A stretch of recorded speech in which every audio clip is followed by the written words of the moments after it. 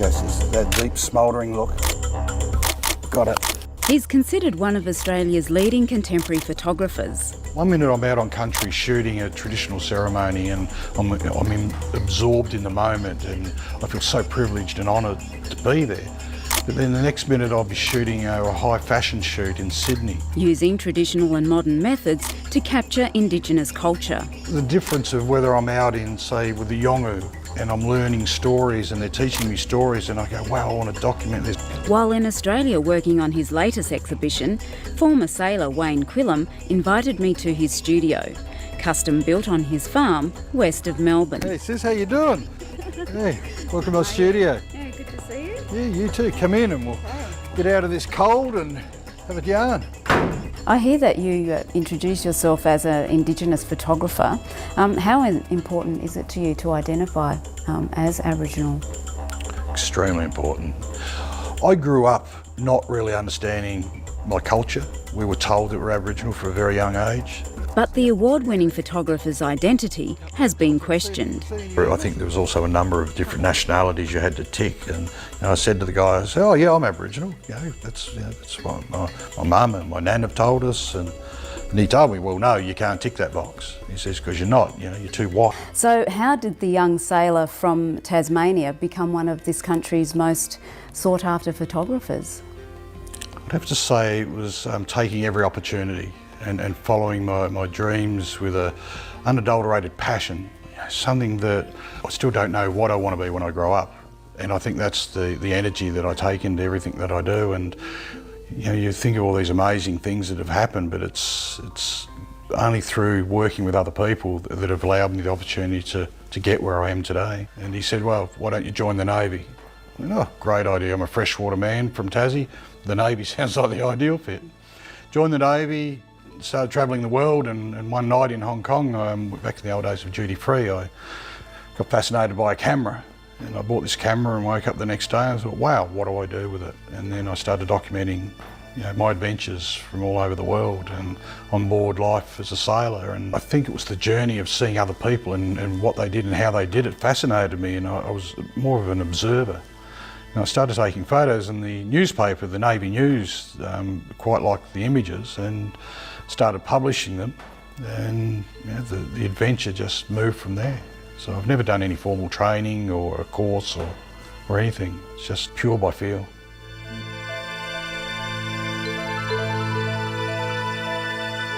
How important was that to you, to know who you are, where you're from, and to know more about your family? Mum and Dad, we lived in a little suburb out of Hobart called Risdon Vale, which was back in those days known as a pretty rough place.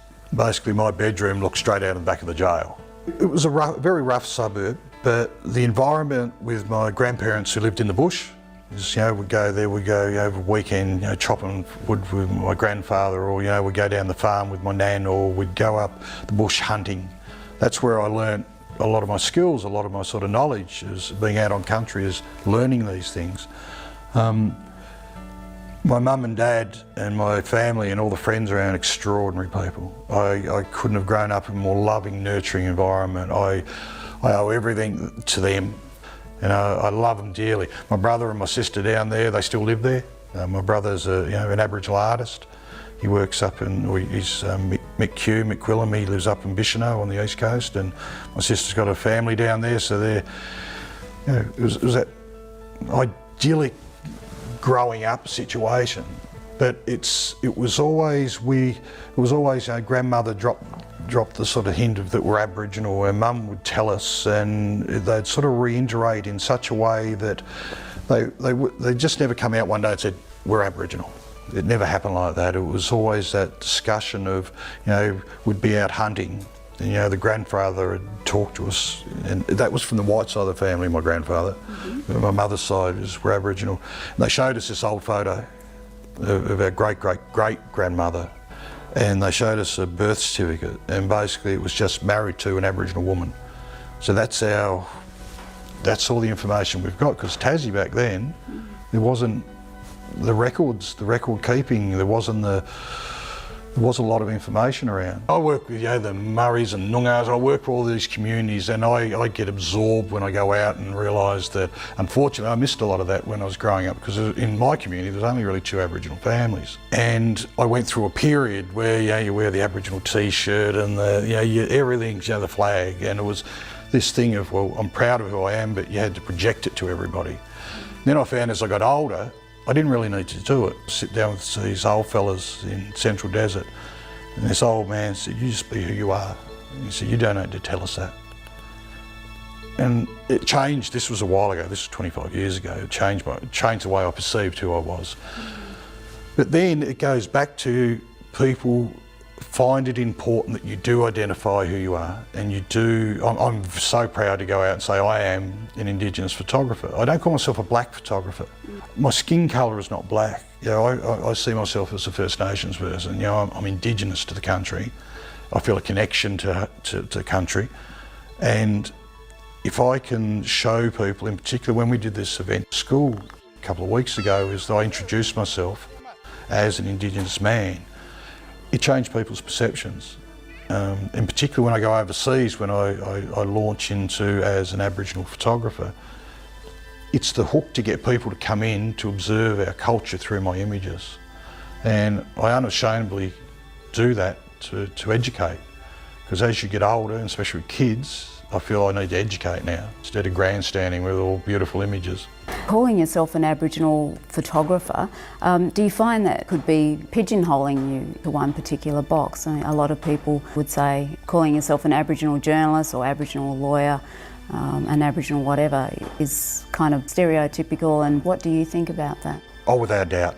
Yeah, 100%. I had to make this conscious decision years ago of which path I took.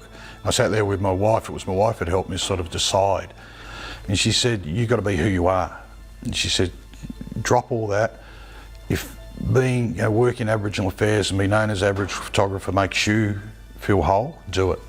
And I did. I just dropped all I said, it wasn't a facade. It was more, I didn't know what I wanted. So I just said, right, it's Wayne Quilliam photography. I'm an Aboriginal photographer. This is what I do. Pigeonhole, boxed, don't really care. I just make my own way these days. And then if my work's not good enough, well, it's not good enough. What do you say to those who do say that you are too white to be Indigenous? Have you been questioned about your Aboriginality? And I know that did happen when you were joining the Navy. They said, oh, he couldn't possibly be Aboriginal, he's too fair. Exactly right. I remember this tick a box. Are you Aboriginal, Torres Strait Islander? I think there's I think there was also a number of different nationalities you had to tick. And I said to the guy, I said, oh yeah, I'm Aboriginal. That's what my mum and my nan have told us. And he told me, well, no, you can't tick that box. He says, because you're not, you're too white. But this was back in the 70s, And I said, no, well, I am ticking it, and I left it in there. I made sure it was ticked. Since then, there's been questions, but the funny thing is the questions generally come from black fellas, not from white fellas. We had a case not long ago that there's a young fella down, well, young, I use young as a loose term, is that he also wrote an article on me about, I may be a pretty good photographer, but I'm definitely not Aboriginal because I'm too light skinned. And initially, I won't say what I wanted to do. And the thing is, I've been in this area for so long that I sort of question myself, well, why would people question that now? If maybe I'd been in this for a year or 2 years or 5 years, that there would be a question, but choosing a path of being known as Aboriginal, how could that possibly benefit me? When in rights it should be detrimental to my career more than anything. An interesting question before you guys come to film is that I also put it up on social media, Facebook, that you were coming. And it was interesting because some of my old shipmates, I didn't know what their reaction would be, because I posted a photo to say that you guys would be interviewing me, and it was wonderful because these guys come back and says, oh, we didn't know you were Aboriginal. Wow, that's wonderful. And I think if we become more accepting, I think the question of skin colour, body shape, height, hair colour, eye colour, what's the relevance? I just don't get the relevance. Would I question you if you were a Hindu? Would I question you if you were a Buddhist? that's your belief. So if you're questioning people on their skin colour compared to what they have on the inside, I think it's contradictory. It really is, and it'll change over the years. I just had to look at my daughter the other day when we got some young fellas to come up and dance, and they painted her up.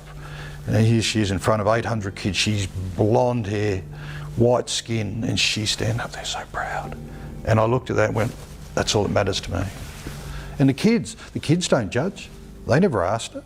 They were absolutely, wow, you're Aboriginal, tell us more. And that's where I see it, is learning.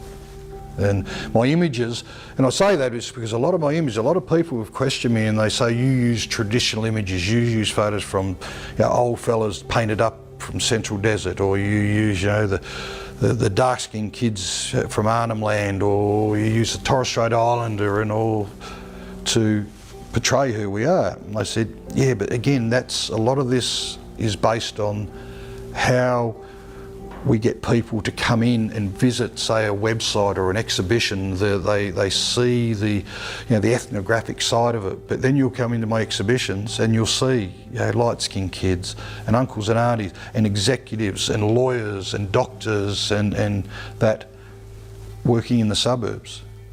That's how I hook people in to come in and see what I do. And subtly it changes people's vision.